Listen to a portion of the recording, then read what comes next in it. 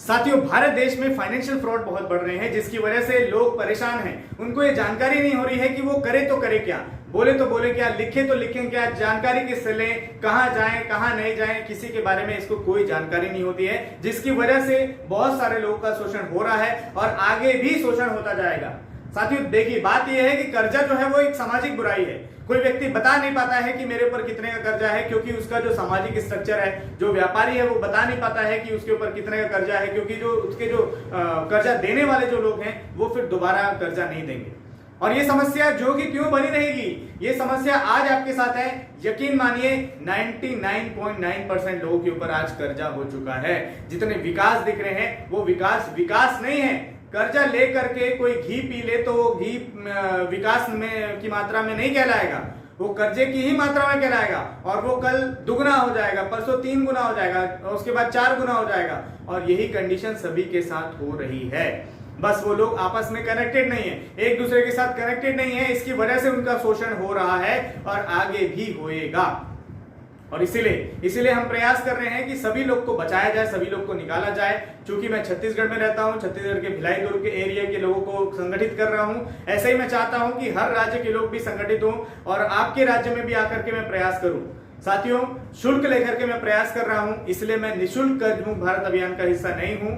यदि आपको लगता है कि मेरा इंटेंशन सही है, यदि आपको लगता है कि मेरे अंदर वो काबिलियत है, हो सकता है मैं आपके लिए प्रयास कर सकता हूं, तब आप मेरे पास आइए। शुल्क लेकर के सलाह भी दी जाती है। शुल्क लेकर के यदि कोई दस्तावेज तैयार करना है, शुल्क लेकर के यदि कोई लेटर तैयार करना है, जीवन की किसी भी समस्या के ऊपर यदि आप कुछ सलाह लेना चाहते हैं, बेशक आप सलाह ले सकते हैं। हमारे पास जितना नॉलेज होगा उसके आधार पर आपको गाइडेंस दिया जाएगा, गाइड करेंगे। यदि काम करने के लिए बोलेंगे तो आपके लिए हम काम करने को भी तैयार हैं, प्रयास करने के लिए भी तैयार हैं। जितना भी लिखा पढ़ी का काम होता है वो सारे टीम मैनेज करती है, वो सारे टीम देख लेती है। यदि आपको लगता है कि आपके साथ कुछ फ्रॉड हुआ है, कुछ फाइनेंशियल फ्रॉड हुआ है, या फिर कुछ कंज्यूमर से रिलेटेड कुछ फ्रॉड हुआ है, या फिर आपके जीवन की कोई और समस्या है और उस समस्या का समाधान नहीं मिल पा रहा है, और यदि आपको लगता है कि हम वो समाधान निकाल सकते हैं, तो बेशक आप हमसे जुड़ सकते हैं। बेशक आप कॉल करिए, बेशक आप व्हाट्सएप करिए।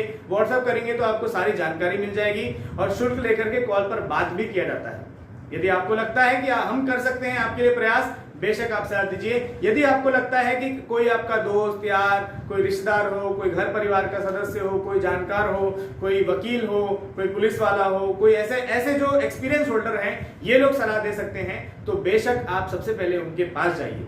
और यदि आपके पास कोई रास्ता नहीं बचता है, तब फिर हमारे पास आइए, हम बेशक आपके लिए प्रयास करने के लिए तैयार हैं।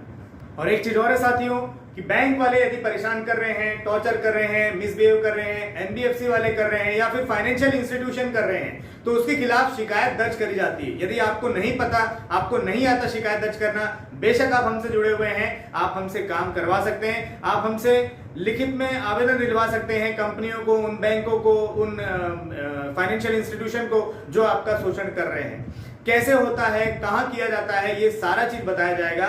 शुल्क लेकर के सारी चीजें हम बताते हैं और शुल्क लेकर के आपके लिए प्रयास भी करते हैं। बेशक आप जुड़े रहिए, बने रहिए, क्योंकि हो सकता है यदि आपके साथ जो दिक्कत आ रही है, कल वही पड़ोसियों के साथ दिक्कत आए। आप यदि खड़े रहेंगे, आप यदि जानकार बने रहेंगे, तभी आप उन सभी को बचा पाएंगे। इसलिए आपका साथ जुड़े रहना, साथ मिलकर प्रयास करना बहुत जरूरी है।